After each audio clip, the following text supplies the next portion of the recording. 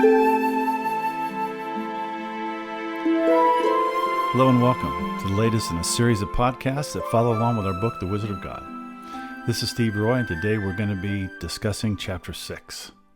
You're invited to download a free digital copy of The Wizard of God from our website, wizardofgod.com. Or if you like, you can purchase a paper copy online through Amazon or Barnes & Noble. In these podcasts, we're going chapter by chapter, discussing our character's journey through the land of God. If you haven't read chapters 1 through 6 yet and or listened to the previous podcasts, please do. Okay, well, let's get started. In Chapter 6, the journey to find the wizard leads our friends to a little town called Pleasant Grove. But it doesn't take long for them to discover the situation in the town is anything but pleasant. Something very bad has happened in this place. But no need to worry. The Government Relief Program is on the scene and appears to have everything under control. There's a lot going on in this chapter that we'll be discussing throughout the book, so let's get started. One point that will be useful to remember about this allegory or parable is everyone living in the land of God believes in God in some way. Everyone is a believer in someone or something. In the Chapter 5 podcast, I spoke about the grace or gift of God. The gospel or good news of Jesus is a very simple message, not complicated or confusing. Well, things are about to get complicated and confusing because, as the saying goes, we going to church. Arriving in Pleasant Grove, Grace and the guys are hungry and inquire about where to find something to eat. They're pointed to a place where people are standing in line to register for, wait for it, the Government Work for Food program. They try to get more information about what's going on by talking with some of the people standing in line, but these people are in no mood for chit-chat. Instead, the three are scolded for trying to cut in line and for missing orientation. Eventually, they're able to talk with a couple of ladies who appear to be in charge. They ask the ladies about getting something to eat outside of the work for vouchers deal. They explain they're hungry and are just passing through and ask if an exception can be made. Nope, no exceptions. Back of the line, fill out the paperwork, get processed into the system. Next. One of the main points in Chapter 6 is found in Tim's plea to the paperwork ladies. Quoting from the book, "Wouldn't it make more sense to feed us first? Then we would have the energy to work. Then we might actually have the strength to work and the heart to work. Starving people don't care about what they're doing. They're just going through the motions. Food is all they can think about." Maud and Hester, the paperwork ladies, just stare at Tim in astonishment, mouths wide open. They don't respond as they have no reference point for understanding Tim's questions. Tim was asking for mercy and grace, concepts unknown to these ladies. Let's explore Tim's questions a little deeper. People are working in Pleasant Grove, but all the work appears to be motivated by a selfish, self-centered desire for food, to survive, understandably so. Even though Pleasant Grove is their town and it's in their best interest to clean it up and rebuild, and even though they should care about the place they live and their neighbors, they have no heart for the work itself. In their extreme state of hunger, food has become their all-consuming obsession. The government symbolizes a religious system that manipulates the hungry by feeding them a strict diet of fear. Work or starve. The point I want to make here is the people of Pleasant Grove were locked into a system that compelled them to operate in selfish and self-centeredness. As we began discussing in Chapter 1, false religions seek to recruit slaves or mercenaries. In the case of Pleasant Grove, the people weren't working because they loved their town or their job, and certainly not because they loved the government. Crazy thought. They were working, serving in order to avoid starvation as slaves, or to earn rewards as mercenaries. The message of Jesus, friends, is the opposite of this religious system. As we've read, he came to set the captives free, not to enslave people. He told his followers to love as he loved. If I'm compelled to do X, Y, Z, or else, or I'll face judgment and or penalties, or my needs will be withheld, then my doing, my works, will be by nature self-centered. 1 Corinthians 13 clearly teaches that if we make the ultimate sacrifice and become a martyr, die for being a Christian, but our motivation is anything other than pure love, it profits us nothing. This is because any other motivation will be selfish, or at best mixed. Well, the love of Jesus, the love that Jesus brings, is pure and doesn't mix with anything. Definitely not selfishness. This point can't be overstated. Any religion not established, centered on grace, receiving everything as a pure gift, will always, by design, by nature, seek to motivate through selfishness and self-centeredness. What true virtue is there in obedience or religious acts performed in order to avoid punishment or gain a reward? Religious folks don't appear to grasp this undeniable truth. Religion, as it is commonly practiced, only creates slaves or mercenaries by design. Of course, religions that are work first, then get whatever, of course they seek to motivate their followers through self-centeredness. We work to save our skin or gain a reward. These are powerful motivators. They work. Avoid pain and or gain pleasure. And still motivations of fear of loss and hope of gain. This is the way the kingdom of the world operates. This all may be a bit deep philosophically for some people, but it is really quite simple and also very critical to understand. Think about it for a moment. If self-serving, self-centered religious systems are actually what God has designed, then the most holy ones in heaven will be those who excelled at selfishness, were the most fearful of punishment, and or the most obsessed seekers of pleasure. If hope or fear are the motivators God chooses, then heaven must, by design, be filled with selfish and self-centered people. Thankfully, this is not God's design, big G, but simply the work of man-made religions using self-centered motivations to enslave people in the name of God. This is a strong statement, I know, and it's also true. But wait, you say, that sounds good, Steve, but bad people need to be made good. People need to work. How do you make this happen through love and setting people free? If God doesn't rule by force or manipulation, how will he keep sin, selfishness, and evil out of heaven? The only plan I can imagine would be one that would change hearts. Friends, if you don't change hearts, you don't change people. And unless you change people, there will be no heaven, just a continuation of what we have now. But how do you change hopelessly selfish hearts into loving, unselfish ones? We'll be exploring this immensely important and foundational question throughout the rest of the book. But I hope we can agree here that you can't change selfish hearts by imposing penalties or withholding rewards. In this chapter, we're also going to begin exploring the subject of identity. Who we believe we are, who others believe we are, and who we truly are. Identity issues came up in chapter 1 and every other chapter as well because identity impacts everything in life. For now, let's look at some things that took place at the barbecue feast. Standing in line, Grace couldn't even imagine being identified with the poor and needy. The glaring reality of her condition, of being needy and helpless, didn't occur to her. She easily saw others in line as helpless, but not herself. Tim woke her up by simply pointing out reality. Grace, we are poor and helpless. Growing up in the church, Grace was most likely taught that, although they weren't perfect, the us that made up the church membership was superior to the them who were outsiders. Are you an us or a them? This is the way people are most often identified in the land of God. Oh, and we tend to look on the bright side when it comes to us, but when it comes to them, we see all the flaws with 20/20 vision. But who are we, really? Are some people actually superior to others? Jesus told a short parable addressing this very subject. The parable is about two men who go into the temple to pray. As there are only two people in the story, I believe Jesus was teaching that every person, all of mankind, can be found in one of these two men. Before I read the parable, let's take a quick look at the two characters in the story. Find out who they are, or more specifically, who they believe they are. The first character is a Pharisee.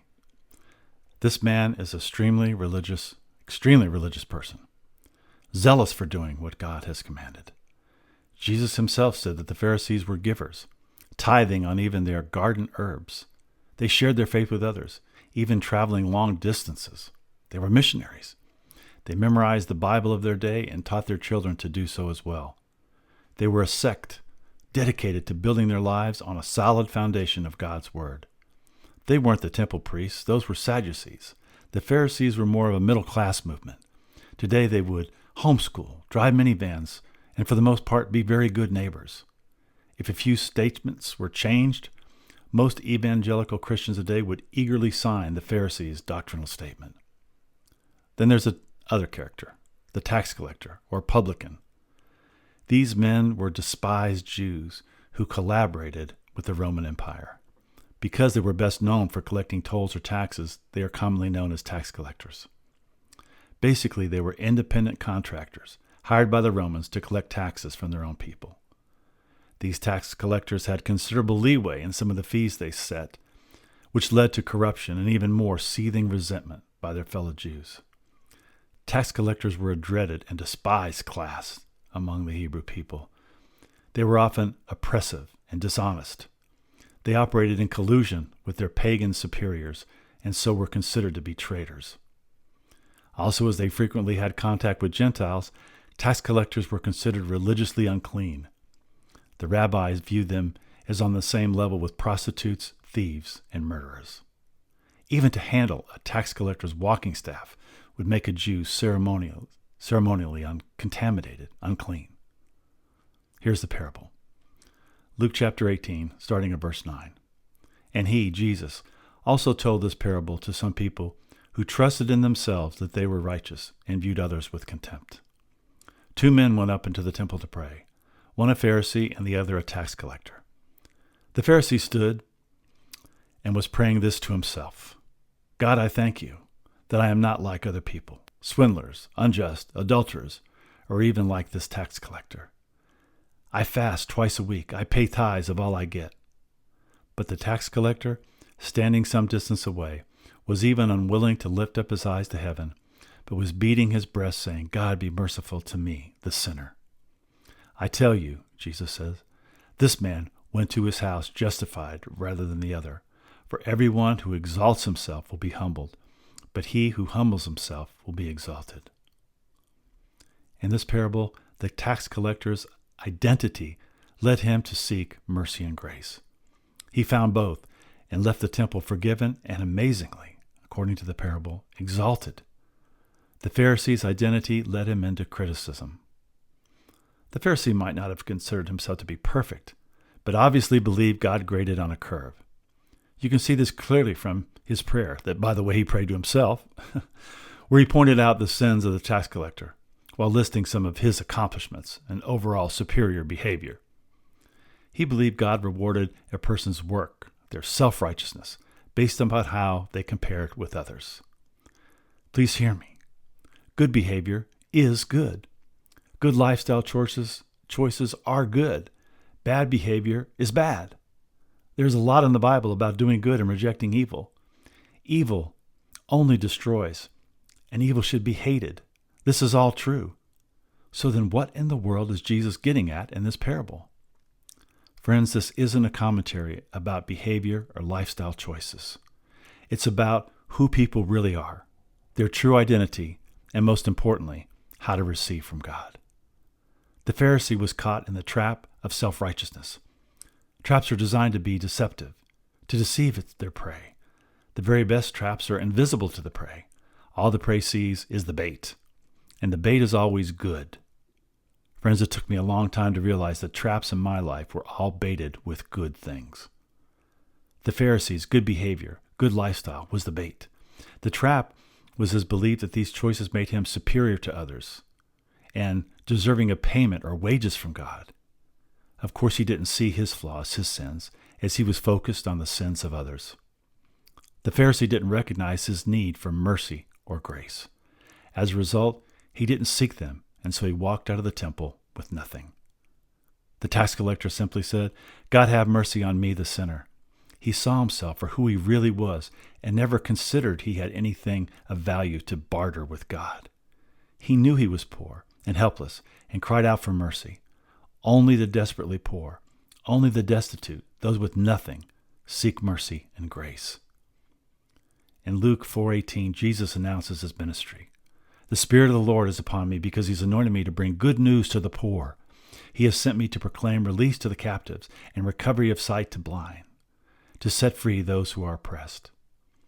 The poor Jesus speaks of in this verse are not the economically challenged, but as he said later, the poor in spirit.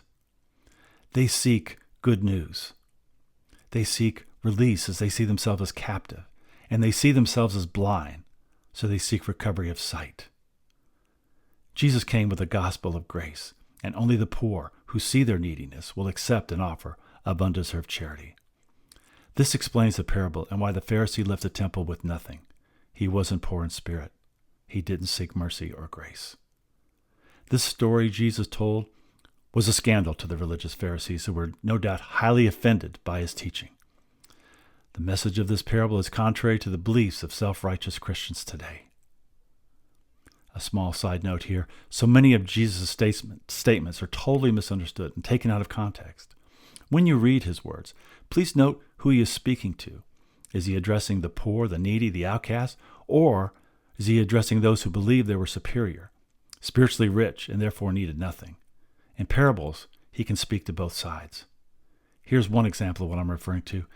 To the religious who believed they were justified by their works, Jesus commanded them in Matthew 5, chapter 5, verse 48, to quote, "Be perfect, even as your heavenly Father is perfect." Well, that's setting the bar high. But there's not a single scripture where Jesus commands a sinner to be perfect or even to clean up their act, to get better or else, in order to receive from him. Jesus continually pointed out to the Pharisees that they were no better than the ones they saw as the lowest of the low. Why? In the parable of the two men going to the temple, Jesus was teaching that the true identities of both men were identical. Both were helpless before God and needed mercy and grace. Jesus was inviting the Pharisees to embrace their true identity, embrace their weakness, and to seek mercy. Well, Grace and her friends need mercy, as apparently do all the people in the barbecue food line. The girl in the short dress, the three opinionated guys, the ones on crutches, the smoking guy with bad teeth, even the little girl Rhoda. The good news is the barbecue chef doesn't ask for work vouchers or identity papers from the people in this line. Everyone, regardless of identity, are invited to eat freely with no strings attached. The barbecue chef seems only interested in feeding the hungry. He doesn't appear to have any interest in philosophical or theological debates on the problem of evil, and advises others not to think too deeply on an empty stomach. Boy, that's good advice. Many problems to solve, many things to do, but eat first, eat now. That's his only message. He only feeds, and all who eat are satisfied. They're filled and begin to see things in a totally different light. The residents of Pleasant Grove represent the people of God, Christians. How could they be hungry? Is God withholding food as punishment or to use as bait to manipulate behavior? In case you haven't picked up on it yet, the land of God is all about eating, drinking, hunger, and being filled. The land of God, please don't forget the small g here, is a land of religion. The government represents a man-made religious system with a very simple strategy for gaining and retaining power. Control the food supply, and you control the people. Some religious systems are blatantly designed to enslave their followers through fear. Others are devised to recruit a labor force of mercenaries with promises of future rewards. Both have this in common, though. No real refreshment is served to their followers along the way. This is why they must continue to recruit new followers. The old ones die out or burn out. But let's get back to the free food line. What if Grace would have refused to embrace her true identity, embrace the reality of her condition, and just walked away? She would have gone hungry, of course, and eventually faced starvation in the land of God, even though food was freely available. Could this be the simple reason why the people of God go hungry today? Knowing who we really are is truly a matter of life and death. Well, thankfully, Grace didn't walk away. Later, sitting with the poor and helpless at the charity barbecue feast, eating with dirty hands, having not looked in a mirror for days, Grace has an epiphany. She thought she was an us, but now she knows she's just like them. She is poor and needy. Or rather, she was poor and needy, because now she's eating the most awesome barbecue ever. I'm going to end, as always, with more good news and a promise Jesus gave to everyone who would come to him. You probably heard these words from Jesus from what is commonly referred to as the Sermon on the Mount. Blessed are the poor in spirit, for theirs is the kingdom of heaven. Human wisdom would say, this is absurd. Being rich is being blessed. Being poor is just horrible. Some believe Jesus advocated a poverty lifestyle, and this has led to many over the centuries to take a vow of poverty in order to get, quote, closer to God or become more spiritual. I'm not going to discuss this topic right now, but obviously, in this case, Jesus said poor in spirit, not cash poor. He said the poor in spirit are blessed, not because poverty of spirit is a blessing, but because they see themselves for who they really are. The blessing comes as they receive the kingdom or everything within the sphere of heaven, as they receive the abundance of the grace of God. This is when they're blessed.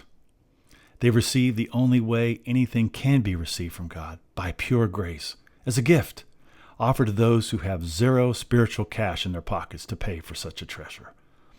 The poor aren't blessed to remain poor, but blessed in receiving all that God has to give, as a gift. Jesus said in John 8:32 that if we listen to him, believe his word, we will know the truth, and the truth will set us free. Part of the truth we will know is who we really are, our true identity. We will know the truth, not be forced to rely or agree on someone's opinion. We will know, and in this knowing, we will be free. My friend, if you are poor, needy, helpless, you're in a perfect position to be blessed. Knowing our true identity, we attend the grace feast.